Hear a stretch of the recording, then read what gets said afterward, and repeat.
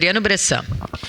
Senhora presidente, senhoras e senhores vereadores, bom, eu acompanhei atentamente porque fui o primeiro a debater essa moção, né? E aí digo, vereador Lucas, é inacreditável o senhor colocar a responsabilidade de uma moção do dia 8 de janeiro nos seus colegas. Por que o senhor não fez?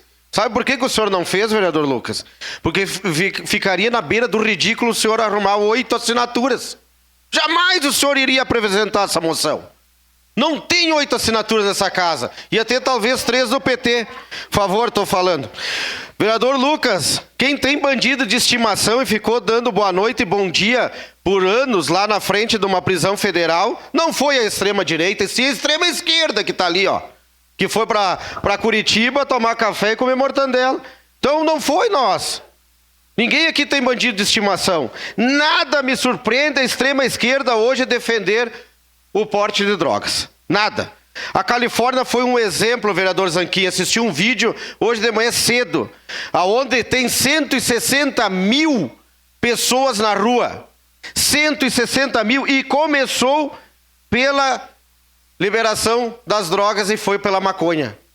E depois foi indo pelos pequenos furtos, e hoje é um crime organizado e desorganizado. Porque eles roubam em tudo que é lugar. Então, olha, é inacreditável. Segundo a vereadora Estela, por exemplo, os traficantes agora serão tratados como médicos.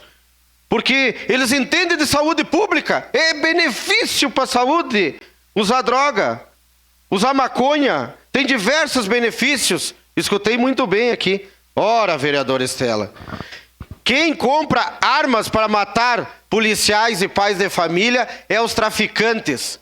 Quem compra com dinheiro ilícito é o traficante, não é o dono de farmácia. Aí falaram em drogas nas farmácias que o pessoal compra. Eu gostaria de saber aqui, vereador Bortola, se tiver um dono de farmácia que anda comprando arma para assaltar, para roubar carro forte, aí prenda ele agora, porque eu nunca vi isso. Então, só para concluir, senhor presidente, drogas financiam o crime organizado. Para declarar voto, e presidente. Principalmente compram armas. E o meu voto será favorável a esta moção, que fique claro. Obrigado, senhor presidente.